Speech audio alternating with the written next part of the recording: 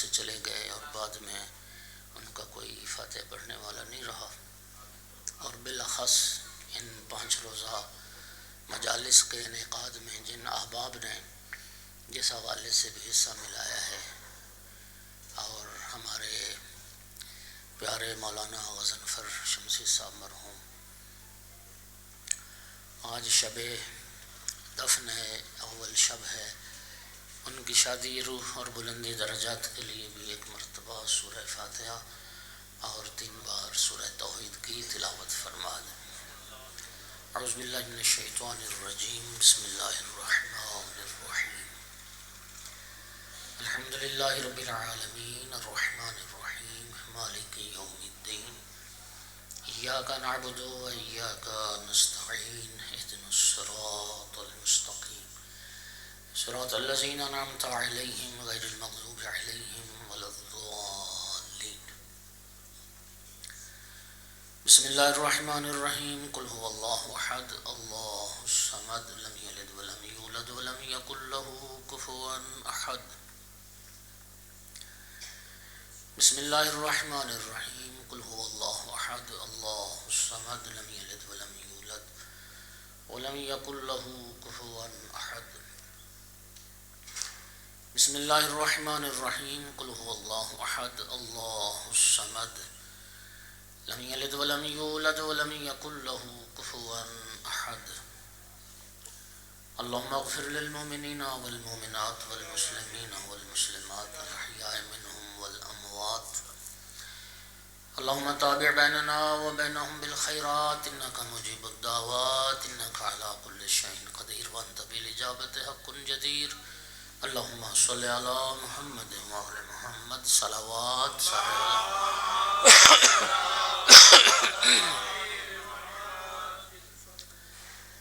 وارث اعزا یوسف زہرا امام صاحب العصر علیہ السلام کے ظہور میں تعجیل کے لیے بھی بلند تر صلوات۔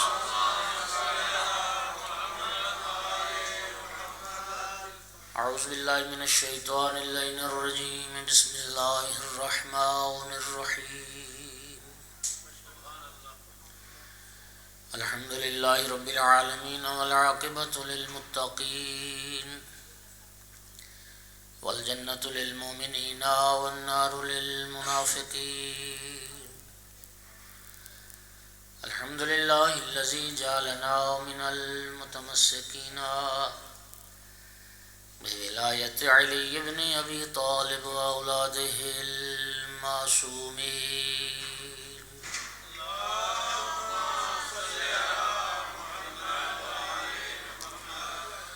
الحمد للہ الذی جعلنا من الباقین علی سید الشہداء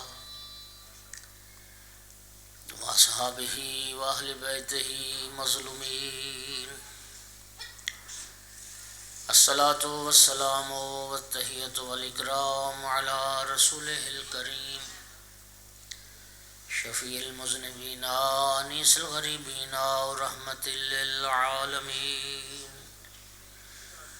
عانی علی عبد المؤید الرسول المسدد المحمود الاحمد المصطفى الامجد ابا القاسم محمد،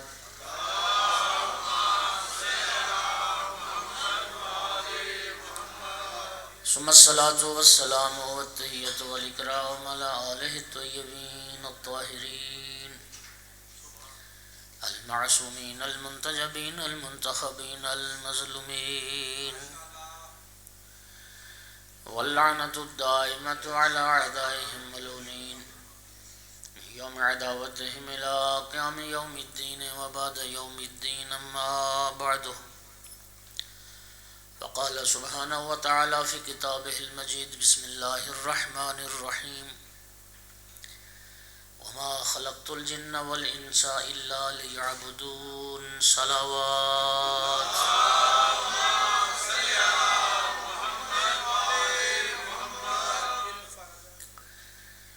مومنین کرام، خمسہ فاطمیہ کا آغاز ہے اور آج پہلی مجلس ہے۔ لائق تعریف ہیں صابر بخاری صاحب، کہ جو کئی سالوں سے اپنی جدہ ماجدہ کی شہادت کے ایام بڑے احترام اور عقیدت کے ساتھ منا رہے ہیں، اور یہ بات واقعاً قابل تعریف ہے کہ بی بی پاک کی جو شہادت کی 2 تاریخیں ہیں، چونکہ 2 روایات بڑی مشہور ہیں۔ ایک روایت تو ہے کہ جناب سیدہ صلوات اللہ علیہ بابا کی رحلت کے بعد 75 دن زندہ رہیں،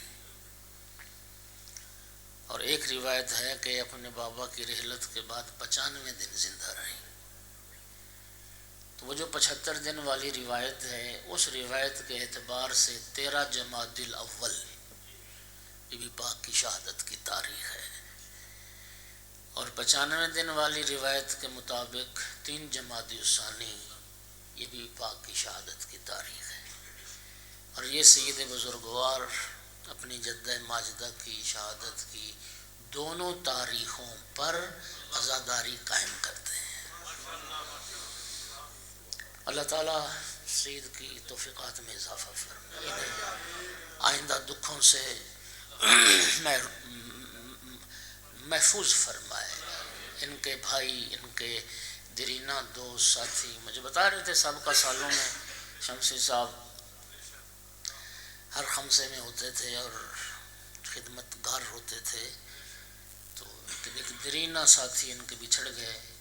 اللہ تعالیٰ ان کی آخرت کی منزلیں آسان کرے، اس سید مرحوم کو بھی اللہ ان کی جدہ ماجدہ کی شفاعت نصیب کرے، اور ہمارے بھائی بخاری صاحب کو بھی اللہ رب العزت صبر دے، حوصلہ دے، اور انشاءاللہ جناب سیدہ کی نظر کرم ان پہ اسی طرح جاری و ساری رہے، اور یہ ذکر اسی طرح ان کی نسلوں میں قائم و دائم رہے۔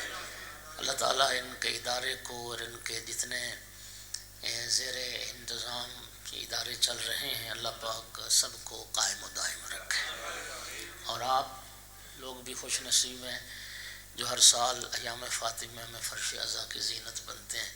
جناب سیدہ صلوات اللہ علیہ آپ کو بھی اجر عطا کرے، اور اللہ کریم اس سیدہ طاہرہ کی عزاداری کو قبول فرما کے اجر عظیم اور اجر جزیل آپ کو نصیب فرمائے۔ ایک صلوات بلند آواز۔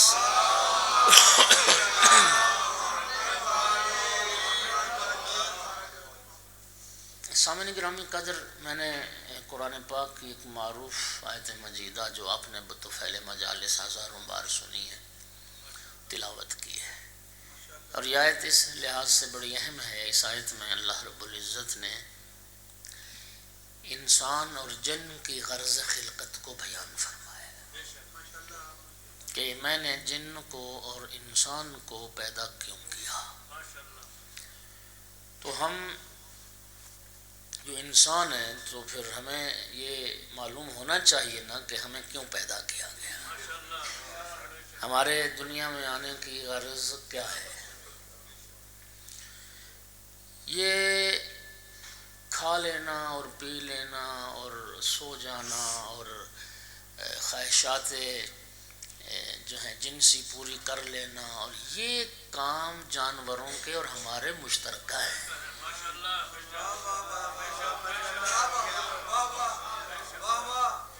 یہ جتنے کام ہیں نا، ان کاموں میں کوئی کام ایسا نہیں جو انسان کو حیوان سے ممتاز کرے۔ کوئی اور چیز ہے جو ہمیں اشرف المخلوقات بناتی ہے جی، اور وہ کیا ہے؟ اب سنیے، ارشاد پروردگار ہو رہا ہے وَمَا خَلَقْتُ الْجِنَّ وَالْإِنسَ إِلَّا لِيَعْبُدُونَ۔ غالباً آپ نے اس آیت مجیدہ کا جو ترجمہ سماعت فرمایا ہے وہ یہی ہے کہ اللہ فرماتا ہے میں نے اس لیے جن و بشر کو پیدا کیا تاکہ وہ میری عبادت کریں، یہی ہے۔ اگر آپ تفسیر اہل بیت کی طرف رجوع فرمائیں تو محمد و آل محمد علیہ الصلوۃ والسلام نے یعبدون کی تفسیر یعرفون سے کی ہے، اور اگر یعبدون یعرفون کے معنی میں ہو تو پھر آیت مجیدہ کا معنی کیا بنے گا؟ اللہ فرماتا ہے میں نے اس لیے جن و بشر کو پیدا کیا تاکہ وہ مجھے پہچانے۔ میری معرفت حاصل کر۔ اللہ اکبر، یا رسول اللہ۔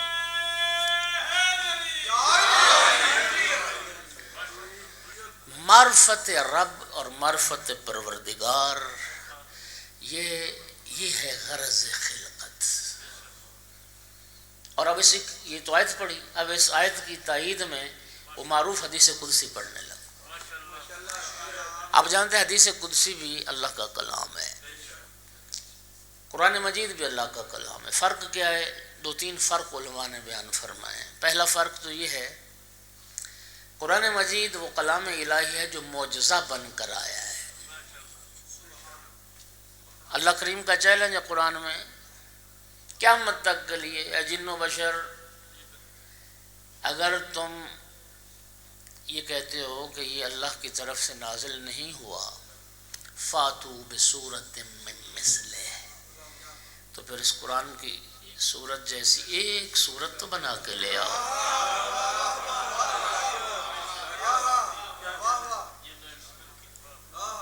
اور پھر آگے رب نے فرما دیا، لَإِنِ اجْتَمَعَتِ الْإِنسُ وَالْجِنُّ عَلَىٰ أَن يَأْتُوا بِمِثْلِ هَٰذَا الْقُرْآنِ، ساری کائنات کے جن اور انسان مل جائیں اور ساری طاقت لگا لیں کہ اس قرآن جیسا قرآن لے کے آئیں، رب فرماتا ہے نہیں لا سکتے۔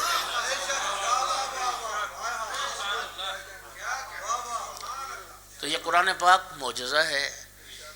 حدیث قدسی وہ کلام الہی ہے جو معجزہ بن کر نہیں آیا ہے، یہ معجزہ ہے۔ ایک فرق ہو گیا۔ دوسرا فرق علماء فرماتے ہیں یہ ہے، قرآن مجید یہ لفظ بھی وہی ہیں جو رب کی طرف سے نازل ہوئے ہیں۔ نحن نزلنا الذکر وإنا لہ لحافظون، یہ لفظ بھی وہی ہیں جو وحی کے لفظ ہیں، لفظوں میں بھی کوئی کمی بیشی نہیں ہے۔ یہ سرکار، یہ رب العزت کی طرف سے سرکار کے قلب پر جو نازل ہوئے ہیں، یہ بین وہی لفظ ہیں۔ لیکن حدیث قدسی کیا ہے؟ مضمون اور مفہوم وہ ہے جو رب کی طرف سے ہے، لیکن لفظ وہ ہیں جو سرکار کی زبان مبارک سے او بھائیو، یہ سید الانبیاء کی امانت اور دیانت ہے۔ جو قرآن تھا فرمایا یہ قرآن ہے، جو حدیث تھا حدیث قدسی فرمایا یہ حدیث قدسی ہے، جو سرکار کی اپنی حدیث تھی فرمایا یہ میری اپنی بات۔ ورنہ ایمان سے بتائیں، ہمارے اندر کسی میں صلاحیت ہے کہ قرآن حدیث قدسی اور حدیث رسول میں فرق کر سکے؟ ہمارے لیے سوال ہی پیدا نہیں۔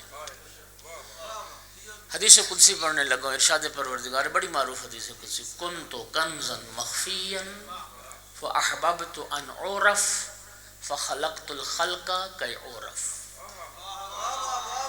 اللہ پاک فرماتا ہے میں خزانہ مخفی تھا، میں ایک چھپا ہوا خزانہ تھا، میں نے چاہا کہ میں پہچانا جاؤں، میں نے اپنی پہچان کے لیے ایک مخلوق کو خلق کیا تاکہ میں پہچان۔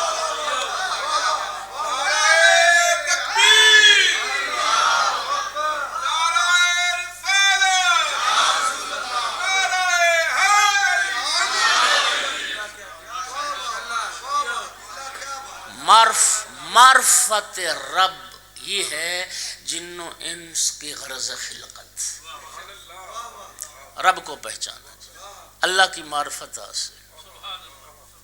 توجہ ہو رہی حضرات؟ اور یہی عقل جو اللہ نے عطا کی نا، یہ انسان کا شرف ہے۔ دیکھیے امام جعفر صادق علیہ السلام نے ارشاد فرمایا، حیوانات، انسان، ملائکہ، یہ جو تین مخلوقات ہیں، انسان ان میں درمیان میں کھڑا ہے۔ اللہ تعالیٰ نے حیوانات کو، جانوروں کو شہوت دی ہے، عقل نہیں دی۔ ملائکہ کو عقل دی ہے، شہوت نہیں دی۔ انسان کو عقل بھی عطا کی، شہوت بھی عطا کی۔ امام صادق علیہ السلام فرماتے ہیں عقل شہوت پر غالب آ جائے تو پھر یہ ملائکہ سے بھی افضل۔ اور اگر شہوت عقل پر غالب آ گئی تو جانوروں سے بھی بدتر۔ انسان میں اللہ تعالیٰ نے یہ دونوں طاقتیں رکھی ہیں۔ اب اللہ پاک نے انسان کو فاعل مختار بنایا ہے۔ وَهَدَيْنَاهُ النَّجْدَيْنِ اِمَّا شَاكِرًا وَإِمَّا كَفُورًا۔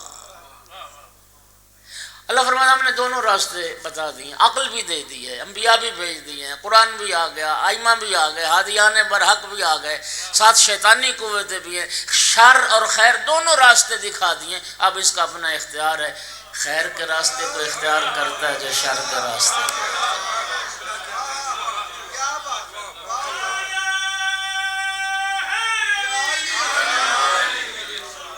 اب انسان کا اپنا اختیار ہے۔ اچھا ایک مجھے بات یاد آ گئی، بعض لوگ پتہ کیا کہتے ہیں، دین عقیدے کی بات ہونا وہ تو مریں گے جی، قبر میں جائیں گے تو پھر حق سچ کا پتہ چلے گا، حق باطل کا نکھیڑا ہوگا۔ اور بھائی مر کے تو ہو ہی جانا ہے نکھیڑا، تو باطل پہ مر گیا تو تجھے کیا فائدہ ہوگا؟ جی پھر میرے بھائی اسی دنیا میں یہ عقل اللہ نے اسی لیے دی ہے، عقل اللہ نے اسی لیے عطا کی ہے، عقل کو استعمال کرو۔ روایات میں عقل کو رسول باطنی کہا گیا ہے۔ اللہ نے ہر انسان کے اندر بھی ایک رسول رکھا ہے اور باہر بھی ظاہری طور پر اللہ نے رسول بھیجے ہیں جو ہماری ہدایت کرنے ہیں۔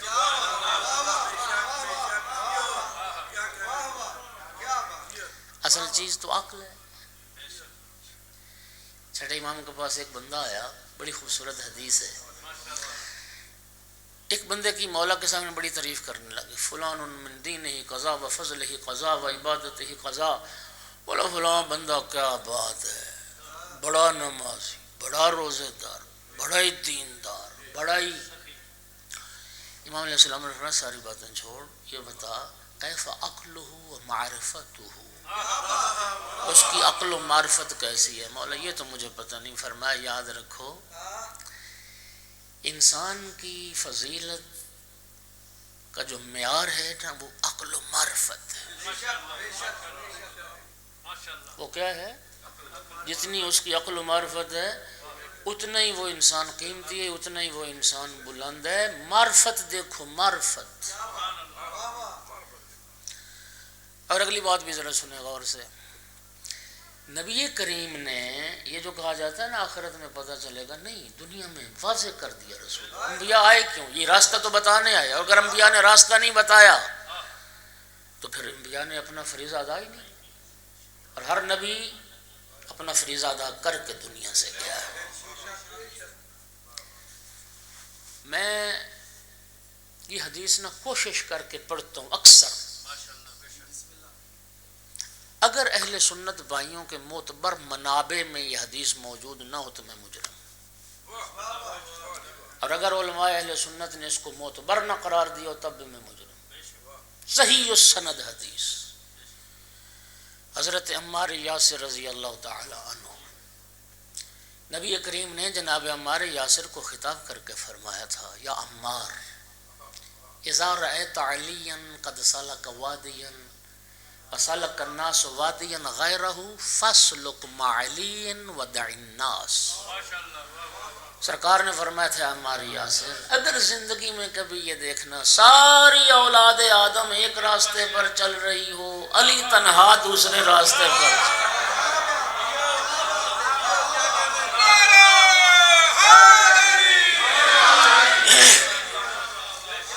ساری اولاد آدم ایک راستے پر، علی ابن ابی طالب علیہ السلام تنہا دوسرے راستے پر، دع الناس، عمار لوگوں کو چھوڑ دینا، لوگوں کے پیچھے نہ چلنا، علی کے پیچھے سے۔ اگلا جملہ بڑا خوبصورت فرمایا، عمار یاسر یاد رکھنا جو علی کی راہ پہ چلتا ہے، جو علی کے پیچھے چلتا ہے، مولا علی علیہ السلام نہ اسے گمراہ ہونے دیتے نہ ہلاک ہونے دیتے۔ اور دوستو یہ جو پڑھتے ہو اہدنا الصراط المستقیم، وہ مولا علی کا راستہ ہی تو ہے۔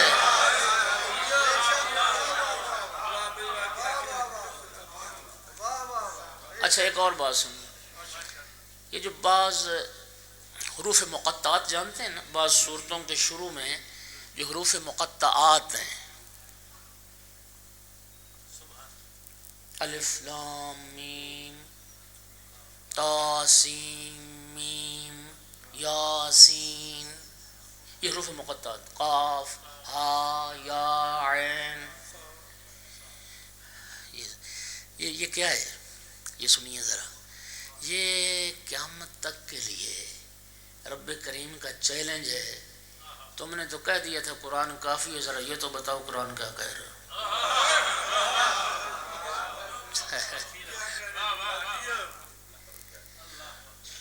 اور سورہ مبارکہ آل عمران میں آپ جانتے ہیں کہ ایک مقام پہ پروردگار فرماتا ہے کہ یہ قرآن آیات محکمات اور آیات متشابہات کا مجموعہ ہے۔ قرآن پاک میں آیات محکمات بھی ہیں اور آیات متشابہات۔ اچھا عجیب بات، اگلی ایک اور بات سنیں، قرآن پاک میں اللہ رب العزت خود فرماتا ہے کہ بہت سارے لوگ قرآن سے گمراہ ہوئے۔ اللہ اکبر، قرآن تو کتاب ہدایت ہے، لیکن خود رب فرماتا ہے قرآن سے گمراہ بھی ہو گئے۔ تو وہ کون لوگ ہیں جو قرآن سے گمراہ ہو؟ اور میرے بھائی آیات متشابہات بھی ہیں، آیات محکمات بھی ہیں۔ اللہ پاک فرماتا ہے آیات متشابہات کی تعویل صرف اللہ جانتا ہے، یہ راسخون فی العلم جانتا ہے۔ ایک جماعت ہے جو راسخون فی العلم ہے، وہ جانتے ہیں۔ توجہ چاہ رہا ہوں، امام جعفر صادق علیہ السلام سے کسی نے پوچھا، سنیے گا، یابن رسول اللہ، جب آیات متشابہات کی تعویل کوئی جان ہی نہیں سکتا تو اللہ نے آیات متشابہات کو قرآن میں رکھا کس لیے؟ امام علیہ السلام نے فرمایا اللہ نے آیات متشابہات کو قرآن میں رکھ کر قیامت تک کے لیے انسانیت کو آل محمد کا محتاج کر دیا۔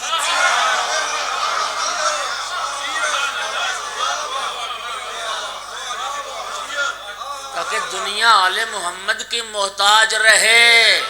انی تارکن فیکم الثقلین کتاب اللہ وعطرتی اہل بیتی، اس لیے رسول دو چیزیں چھوڑ کے گئے تھے، قرآن بھی چھوڑا اور وارثان قرآن بھی چھوڑے۔ وہ لوگ گمراہ ہو گئے قرآن کے ذریعے سے جنہوں نے قرآن کو اہل بیت سے سمجھنے کی کوشش نہیں کی۔ بات سمجھے ہو؟ اہل بیت سے سمجھنے کی کوشش کی ہوتی، میں نا اپنے موضوع سے بڑے ہی دور چلا گیا ہوں، اب واپس آنا چاہ رہا ہوں۔ اللہ تعالیٰ آپ کو سلامتی عطا کرے۔ سامعین گرامی، اصل چیز ہے معرفت۔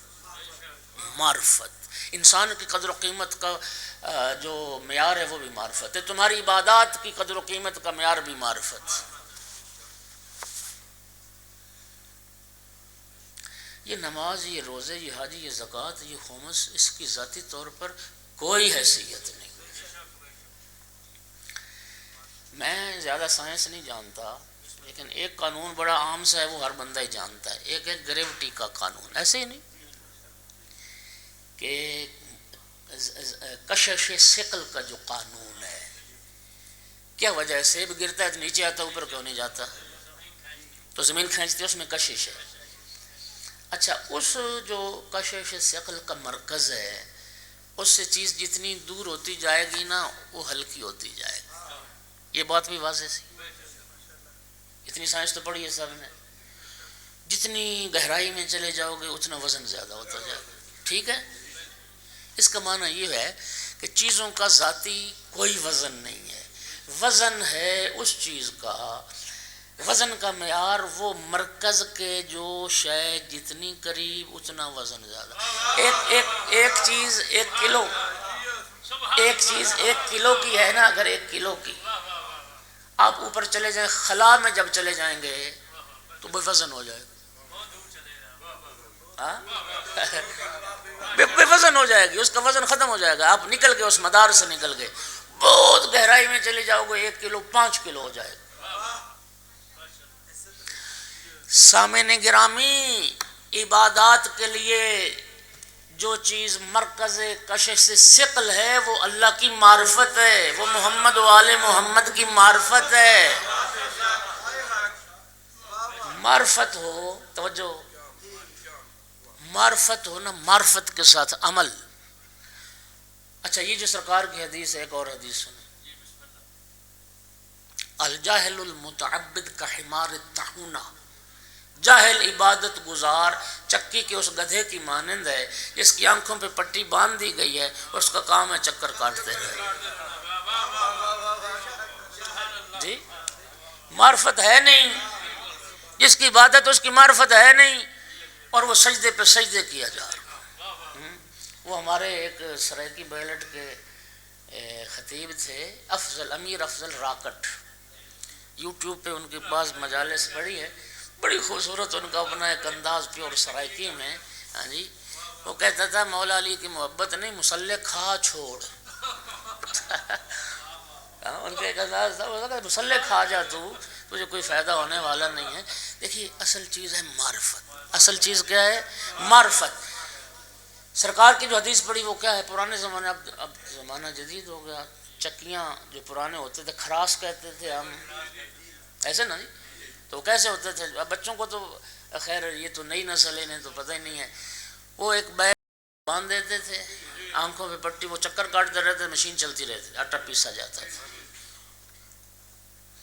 نبی کریم فرماتے ہیں جو جاہل عبادت گزار ہے وہ اس چکی کے گدھے کی مانند ہے جس کی آنکھوں پہ پٹی بندھی.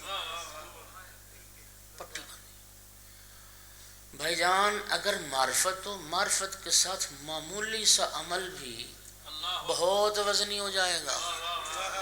اور معرفت نہیں، عمل کے پہاڑ ہوں تو ذرہ برابر ویلیو نہیں ہے.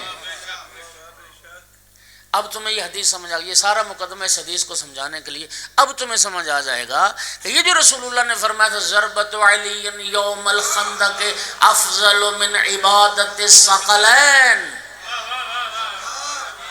بھائی ایک ضرب یوں اٹھایا، تلوار مار دی. رسول اللہ نے فرمایا ثقلین، جن اور بشر کی اول کائنات سے آخر کائنات تک تمام جن و انس کی عبادتوں سے صرف علی کی ایک ضرب بھاری ہے.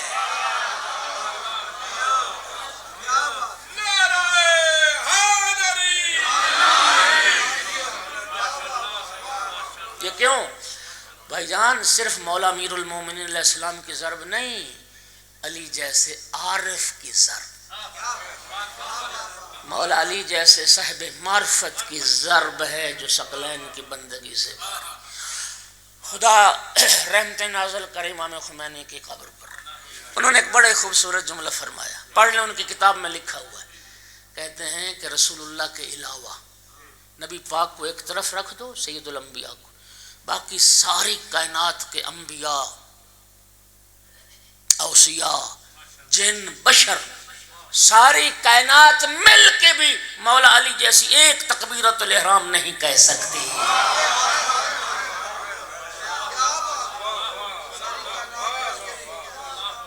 ایک تکبیرۃ الاحرام مولا علی جیسی کائنات مل کے نہیں کہہ سکتی. کیوں؟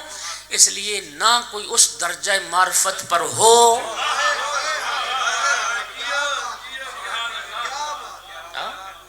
اور معرفت ذات مراتب ہے، معرفت کے درجات ہیں. توجہ چاہ رہا ہوں. لیکن یاد رکھیے مولا امیر المومنین علی ابن ابی طالب علیہ السلام معرفت کے اس درجے پر ہیں جس سے آگے معرفت کا درجہ ہی کوئی نہیں.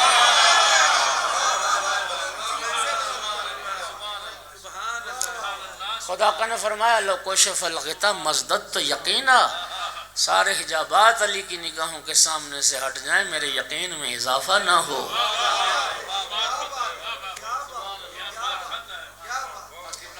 معرفت بڑھتی ہے نا، پھر عمل میں وزن آتا ہے. جی تو اصل غرض خلقت ہے انسان رب کو پہچانے، اللہ کو پہچانے. اب رب کو پہچانے کیسے؟ ذرے سے لے کے کہکشاں تک ایک ایک چیز وجود خدا کا پتہ دے رہی ہے. اللہ کے وجود کا بھی، اللہ کی حکمت کا بھی، اللہ کے علم کا بھی، اللہ کی قدرت کا بھی. کائنات کا ذرہ ذرہ بول کے کہہ رہا ہے میرا کوئی خالق ہے، اور کائنات کا ذرہ ذرہ پکار کے کہہ رہا ہے جو میرا خالق ہے وہ عالم بھی ہے، وہ حکیم بھی ہے، وہ صاحب قدرت بھی ہے. ذرے سے کہکشاں تک ایک ایک چیز وجود خدا کا پتہ دے رہی ہے۔ توجہ چاہ رہا ہوں۔ ایک بات اور سنیے، ایک ہوتا ہے خدا ماننا، ایک ہوتا ہے ایک خدا ماننا۔ خدا ماننا توحید نہیں ہے، خدا کو ایک ماننا توحید ہے۔ نہیں، آپ نے لطف نہیں لیا اس بات میں۔ خدا ماننا اور ہے، خدا ماننے میں تو مشرکین مکہ کو کوئی عار نہیں تھا۔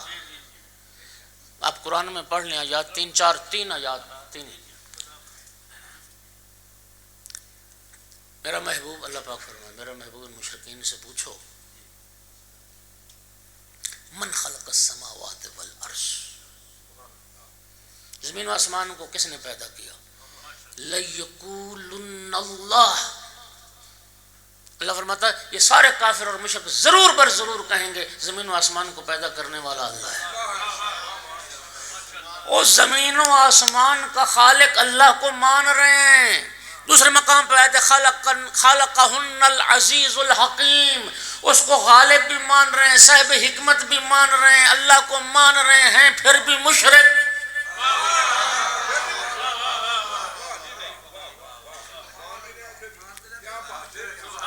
اللہ کو مان رہے ہیں لیکن ہیں پھر بھی مشرک۔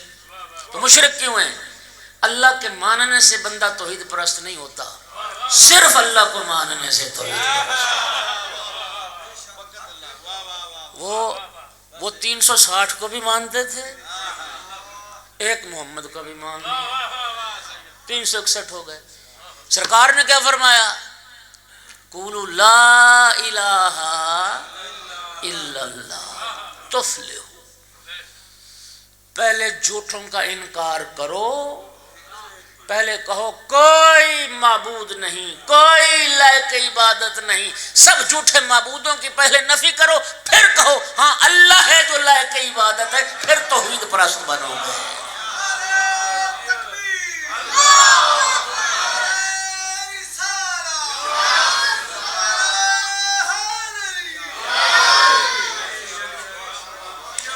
لوگ کہتے ہیں شیعوں نے تولا اور تبرہ کہاں سے نکالا؟ ہم نے کلمہ توحید سے نکالا۔ امام جعفر صادق علیہ السلام نے نعمان سے پوچھا تھا وہ کلمہ بتا جس کا پہلا حصہ کفر ہے دوسرا حصہ ایمان ہے، کہنے لگا مجھے نہیں پتا۔ سرکار نے فرمایا یہی کلمہ توحید، لا الہ پڑھ کے رک جاؤ گے تو کافر ہو جاؤ گے، الا اللہ پڑھو گے تو توحید پرست بن جاؤ گے۔ بات سمجھو؟ جھوٹوں کی نفی لا الہ، جھوٹوں کا انکار، جھوٹوں کی نفی، جھوٹوں پہ لعنت، یہ تبرہ ہے، الا اللہ تولا ہے۔ دنیا سمجھے، ایک کثیر طبقہ کہتا ہے ہم فلاں کو بھی مانتے ہیں فلاں کو بھی مانتے ہیں۔ یاد رکھو کلمہ توحید سکھا رہا ہے، سچا ماننا ہی نہیں جا سکتا جب تک جھوٹوں پہ لعنت نہ کی۔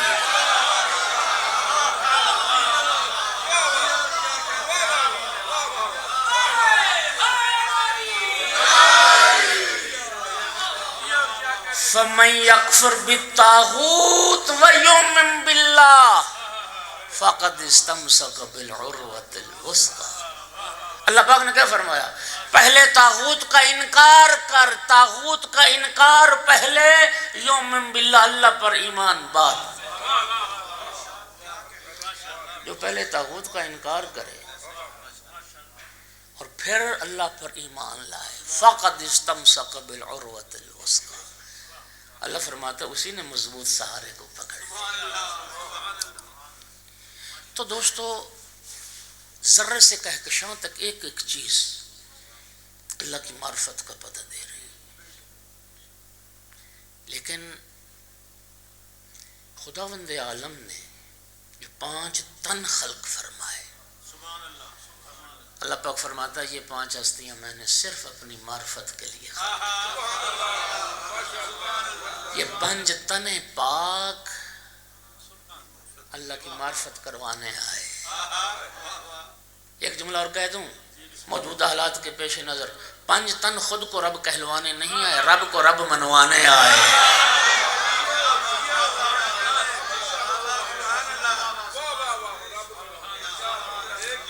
یہ ہستیاں رب کو رب منوانے آئے. اللہ نے یہ ہستیاں اپنی معرفت کے لیے خلق. عاشور کی شب تھی. امام حسین علیہ السلام نے صلوات پڑھو سارے حضرات.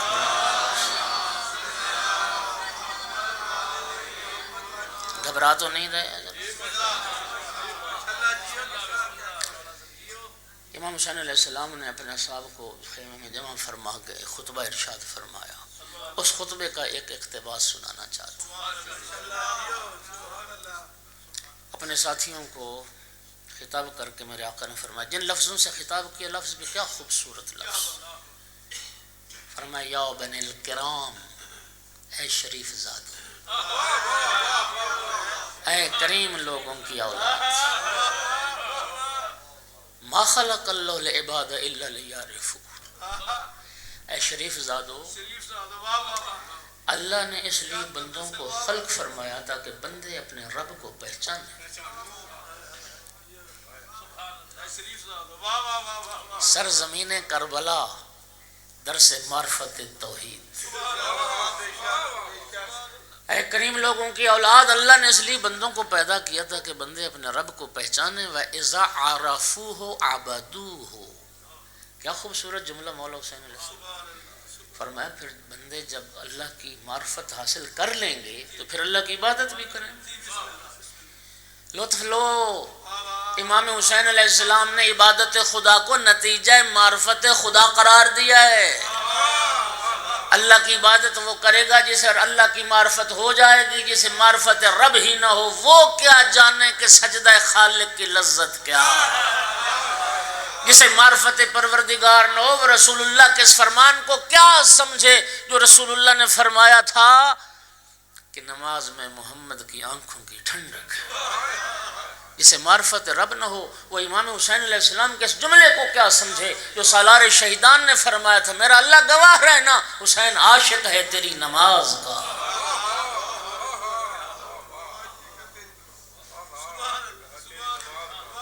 سرکار کی حدیث سے فرمایا بھوکا کھانا کھا لے گا پیٹ بھر جائے گا، پیاسا پانی پی لے گا سراب ہو جائے گا.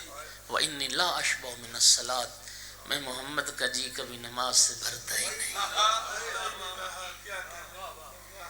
جس آقا زادی کی شہادت کے یہ ایام منائے جا رہے ہیں، سیدہ طاہرہ کی نگاہ میں نماز پتہ کیا ہے؟ جعل الصلاة تنزیہا لکم من القبر.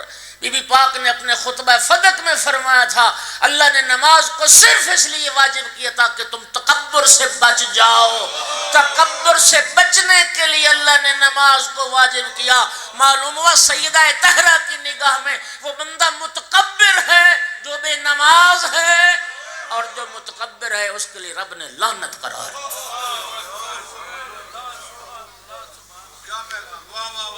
تکبر عزازیل را خار کر، بزندان لعنت گرفتار کر. اذا عرفوا عبدو.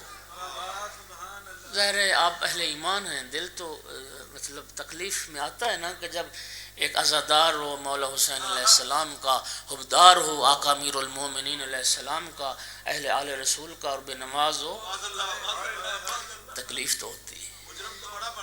لیکن مولا حسین علیہ السلام نے کیا فرمایا؟ اذا عرفوا عبدو.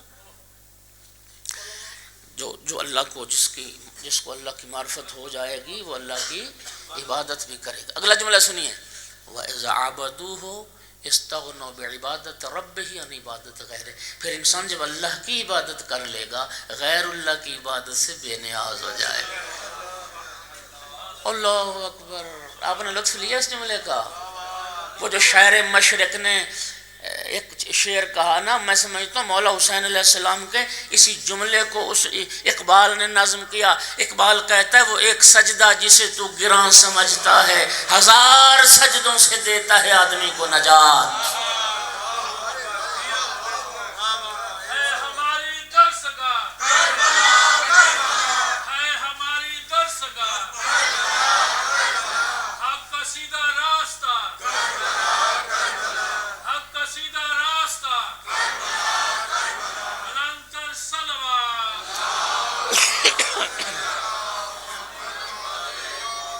توجہ چاہوں گا دوستو.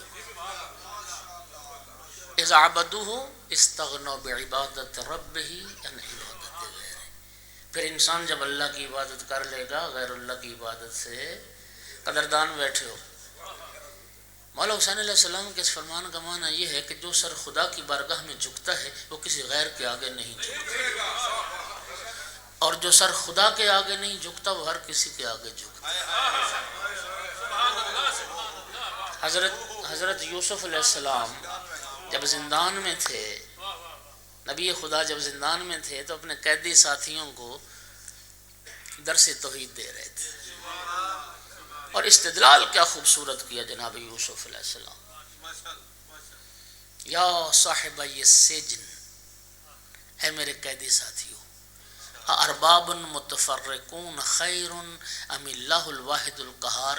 بہت سارے آقاؤں کا غلام ہونا بہتر ہے یا ایک آقا کا غلام ہونا بہتر ہے؟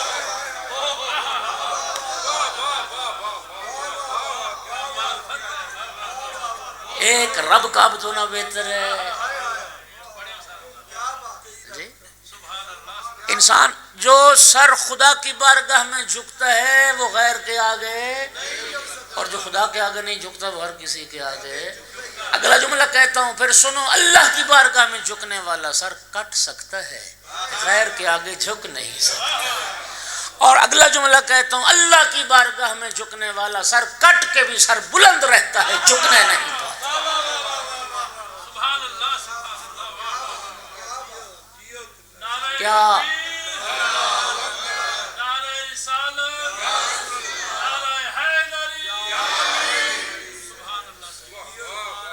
کیا کسی شاعر نے خوبصورت کہا تھا، دلیل فتح تو دیکھو حسین کے قاتل، دلیل فتح تو دیکھو حسین کے قاتل، جھکانے آئے تھے جس سر کو خود اٹھا کے چلے.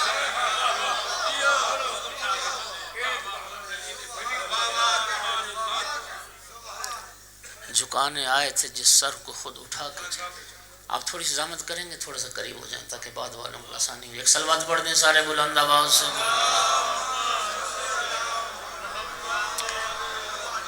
غیر اللہ کی عبادت سے بے نیاز ہو جائے. جب یہاں تک بیان پہنچا سالار شہیدان کا، ایک جانثار اٹھا عرض کی، فرزند رسول ما معرفت التوحید. فرزند رسول یہ جو معرفت توحید غرض خلقت ہے، یہ معرفت توحید حاصل کیسے ہوگا؟ کیوں کر انسان رب کو پہچان سکتا ہے؟ کیسے پہچانے گا؟ اس وقت مولا حسین علیہ السلام نے فرمایا معرفت التوحید یعنی معرفت اہل کل زمان امامہم الذی یجب علیہم طاعتہ. فرمایا اللہ کی معرفت سے مراد ہے پہلے زمانے کے اس امام کی معرفت حاصل کرو جس کی اطاعت اللہ نے لوگوں پر واجب کرا.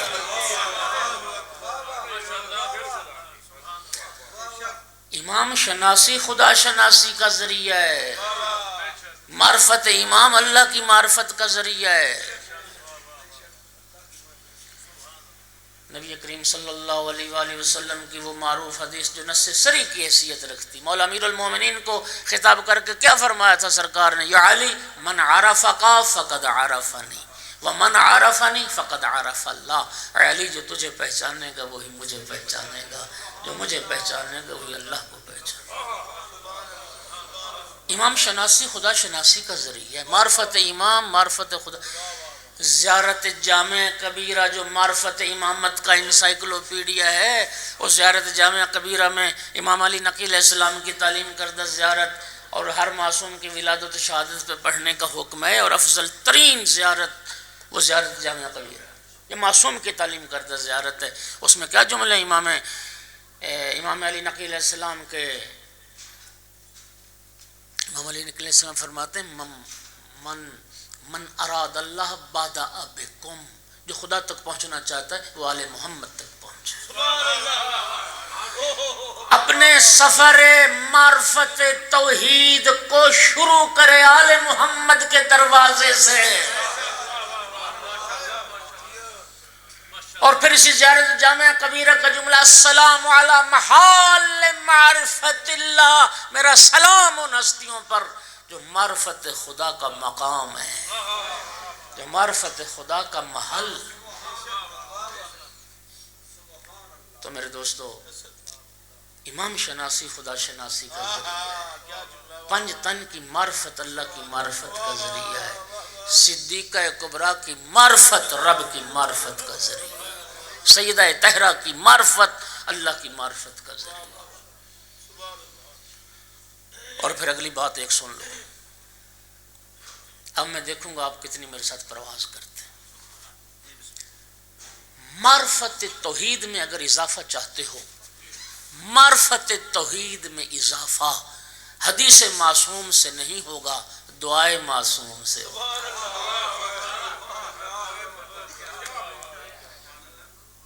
میں واضح کرتا ہوں تاکہ بات پہنچ جائے، ہر بندہ تو قدردان ہر بات کا ہوتا ہی نہیں۔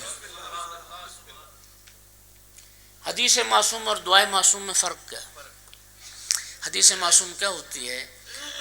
معصوم کی، نبی پاک کی، امام کی جو لوگوں سے گفتگو ہے، اور اس گفتگو کو زید نے سنا، بکر نے سنا، فلاں نے سنا، ہاں جی، انی سمعت رسول اللہ، میں نے رسول اللہ سے یہ سنا، تو وہ حدیث ہے، ٹھیک ہے۔ اور حدیث میں ہوتا کیا ہے ذرا سنیے، خود نبی پاک کی حدیث ہے، کلم الناس علی قدر عقولہم، لوگوں کے ساتھ ان کے معیار عقل کے مطابق بات کرو۔ آقا کی پھر حدیث سن، حدیث پہ حدیث، انا معاشر الانبیاء امرنا اللہ نکلم الناس الا علی قدر عقولہم، نبی پاک نے فرمایا ہم انبیاء معمور ہیں، اللہ نے ہمیں حکم دیا ہے کہ ہم لوگوں کے ساتھ ان کے معیار عقل کے مطابق بات کریں۔ سنیے، مجھے یہ بتاؤ سارے دوست، اقبال کا کلام ہر کوئی سمجھتا ہے؟ غالب کا کلام ہر کوئی سمجھتا ہے؟ غالب اقبال نبی ہے لیکن ہر کوئی بات نہیں سمجھتا۔ مجھے خود دوست ملے کہتے ہیں شہید مطہری کی کتابیں ہماری سمجھ میں نہیں آتی، میں نے کہا حق رکھتے ہو کہ سمجھ نہ آئے۔ شہید مطہری الہیات کے پروفیسر تھے، ڈاکٹر تھے، یونیورسٹی میں الہیات کا لیکچر درس دیتے تھے، وہی دروس ان کی کتابوں کی شکل میں شائع ہوئے۔ کہاں وہ پی ایچ ڈی کے طالب علم اور کہاں ایک عام سا ان پڑھ مڈل میٹرک انسان، وہ خاک سمجھے گا، کیا سمجھے گا؟ اور بھئی میرا بات سنو ذرا، لوگ غالب اقبال کے یہ پی ایچ ڈی کے موضوعات ہیں، اقبالیات پہ لوگ پی ایچ ڈی کرتے ہیں۔ جب ہم غالب اقبال کا کلام نہیں سمجھ پاتے تو پھر وہ ہستی جو عقل کل تھی اور کل عقل تھی، وہ ہستی جو کل علم تھی اور علم کل تھی، اگر رسول اللہ اپنے معیار عقل کے مطابق بات کرتے تو کون سمجھتا؟ سرکار کی سیرت میں بات ہے، حکم خدا، سرکار جو گفتگو فرماتے تھے نا، احکام کو تین بار بلند آواز سے دہراتے تھے، 3 مرتبہ، تاکہ کند ذہن سے کند ذہن بندہ بھی سمجھ جائے۔ میں قرآن گواہ ہے، آپ قرآن کا مطالعہ کر لیں، اتنی کوشش کے باوجود پہلے تو ان کی سطح ذہنی پہ اتر کے بات کی تاکہ سمجھ جائیں، اور پھر قرآن کہتا ہے پھر بھی کچھ ایسے تھے جو سرکار کی محفل سے نکلتے تھے، پھر ایک دوسرے سے پوچھتے تھے ماذا یقول آنفا، ابھی رسول کیا کہہ رہے تھے؟ حالت یہ ہے مقابلہ علی ولی سے۔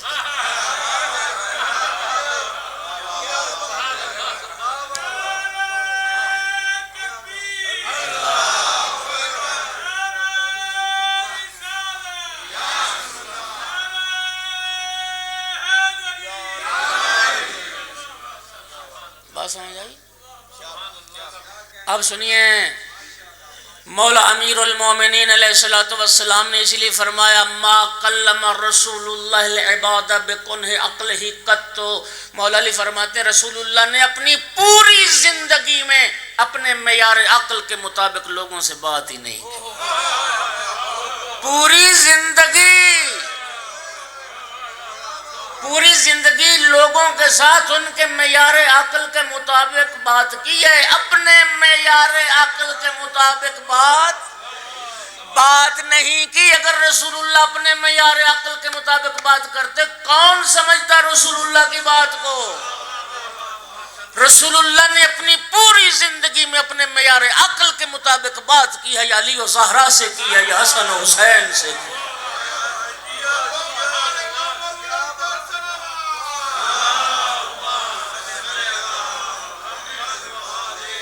جن کے لیے فرمایا انہم منی وانا منہم، یہ مجھ سے ہیں میں ان سے۔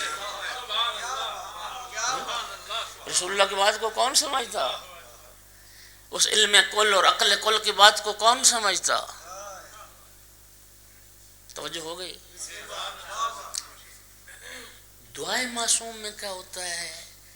حدیث معصوم میں عام لوگ مخاطب ہیں، لیکن دعائے معصوم میں وہ ذات کمال و جمال، وہ ذات وحدت، وہ ذات مطلق، وہ رب العالمین معصوم کے مخاطب ہوتا ہے۔ اور معصوم جب اللہ سے ہم کلام ہوتے ہیں، گفتگو کرتے ہیں، تو تمام تر اپنی صلاحیتوں کو بروئے کار لاتے ہوئے اور اس کی عظمتوں کا ادراک کرتے ہوئے رب سے کلام کرتے ہیں۔ اس لیے فرمایا عظمت توحید میں اضافہ چاہتے ہو وہ دعائے معصوم سے ہوگا، حدیث معصوم سے نہیں۔ نعرہ تکبیر، نعرہ رسالت، نعرہ حیدری، نعرہ صلوات۔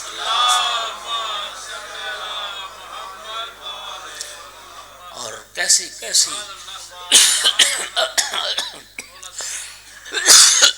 کیسی کیسی عظیم دعائیں۔ اب اس پس منظر میں تمہیں سمجھ آئی کہ دعائے عرفہ کیا ہے اور دعائے کمیل کیا ہے اور مناجات شعبانیہ کیا ہے اور صحیفہ سجادیہ کیا ہے۔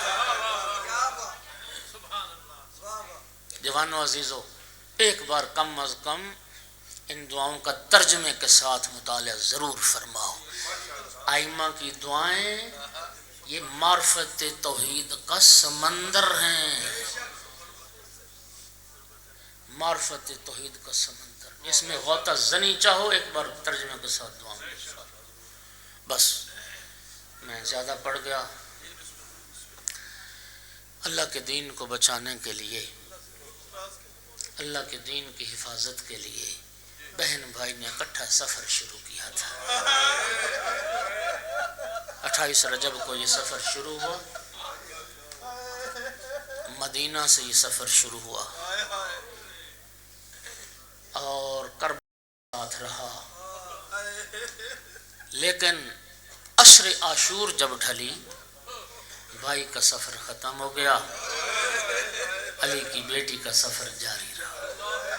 اجرکم علی اللہ۔ دن چڑھا 11 محرم کا، عمر ابن سعد کچھ رسیاں لے کے آیا۔ اے حسین کے اہل بیت، انداز بدلا۔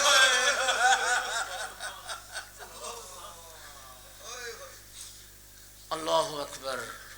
دن چڑھا 11 محرم کا، عمر سعد کچھ رسیاں لے کے آیا۔ حسین کے اہل بیت، تم ہمارے قیدی ہو، تمہارے ہاتھوں میں رسن پہنائے گئے۔ میری آقا زادی نے فرمایا سود اللہ وجہ کا ابن سعد، وہ ابن سعد خدا تیرے چہرے کو سیاہ کرے۔ نحن ودائع رسول اللہ، ہم تو رسول کی امانتیں ہیں، ہم تو پیغمبر کی امانتیں، خبردار ہمیں ہاتھ نہ لگانا، ہم خود بن جائیں گے قیدی۔ خدا جانے کیسے ذریت رسول کے ہاتھوں میں رسن پہنائے گئے، کیسے بیویوں بچوں کو قیدی بنایا گیا۔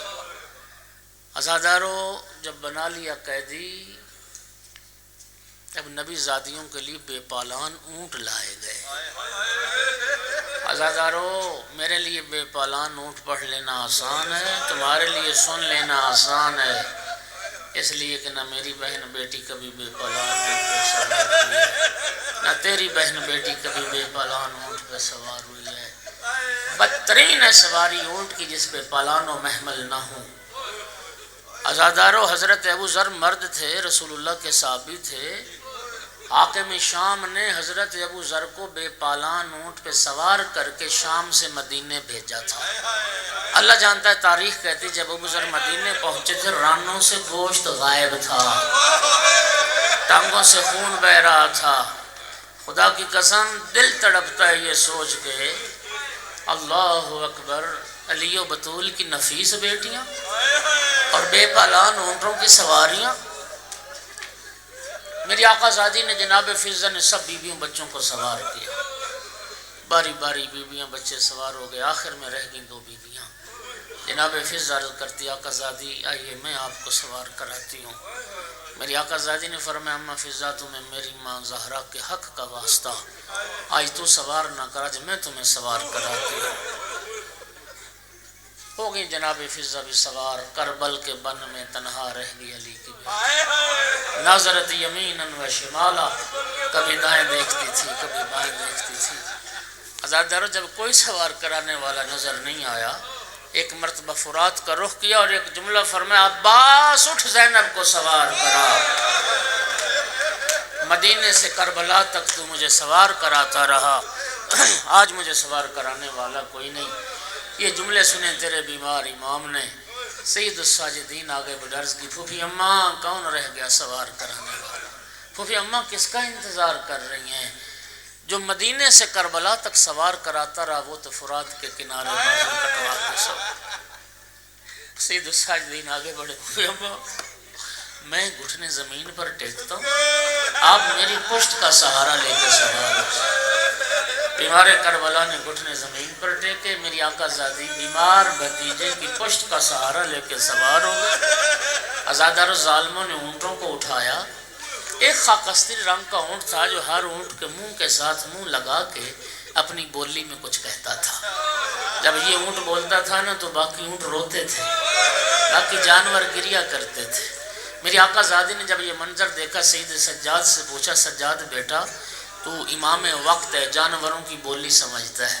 سجاد بیٹا مجھے بتا تو صحیح یہ جانور رو کیوں رہے ہیں اور یہ آپس میں کیا باتیں کر رہے ہیں؟ سید سجاد رو کے عرض کرتے ہیں پھوپھی اماں یہ جانور ایک دوسرے کو وصیت کر رہے آرام سے چلنا احتیاط سے چلنا. تمہاری پشت پہ عام قیدی نہیں. یہ علی و بطول کی بیٹیاں یہ محمد کی نواسیاں انہیں نہیں پہچانا تو نانا کی امت نے نہیں پہچانا. آرام سے چلنا علی کی بیٹیوں کو تکلیف نہ ہونے پائے. الا لعنت اللہ علی القوم الظالمین وسیعلم الذین ظلموا ای منقلب ینقلبون. ربنا تقبل منا انک انت السمیع العلیم. مومنین انشاءاللہ نوٹ فرما رہے ہیں آج چونکہ پہلا دن تھا اور ظاہر بخاری صاحب بھی اور سارے احباب عزیز و اقارب سوگوار بھی تھے اور شمسی صاحب کی آج نہ تھوڑی سی تاخیر ہو گئی ہے. کل سے انشاءاللہ العزیز مجلس جلدی شروع ہوگی اور میں ٹھیک 7 سے 8 بجے تک میں پڑھوں گا. میرے بعد محمدی صاحب پڑھیں گے انشاءاللہ. خود بھی نوٹ فرما لیں اور باقی اپنے سارے احباب کو ضرور بتائیے گا اور ہر بندہ اپنے ساتھ 2 بندے لے کے آئے انشاءاللہ. سیدہ طاہرہ سب کو اجر عطا فرمائے.